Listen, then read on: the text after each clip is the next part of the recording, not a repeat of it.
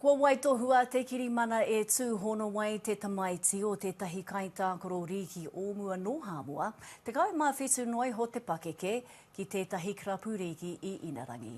E toru tau te roa te kirimana a Marley Leuluai, uri o Ngāti Wai, ki te kapa o Burnley i te whakataetae Premier League i Inarangi. Anei a Arana Ryan.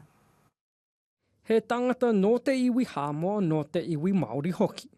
Obviously, amazing thing to sign it now. Obviously, it shows that they value me and they have a real interest in me as a player. So it's not everything, but I'm just happy to sign it. Nā Marley Leuluai i te kapa o Aotearoa o raro i te 15 tau ki te whakataetae ipu o te ao o FIFA.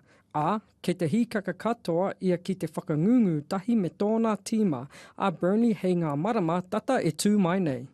Quite surreal, to be honest, whenever I go with them, like, just when your coach tells you you're going to be training with the first team, today or tomorrow or whatever, it's just like, oh wow, like. And then, obviously the coach has been the company who's someone I looked up to growing up at Man City. E tama nā te kaitākoro riki o mua mo Hāmoa a Marley Leuluai. A ina anō atu ngā kōrero āwhina kua tukuna e ia ki tāna tama. What a hit! Not always about the money. It's all, a lot of it's got to do with pathways.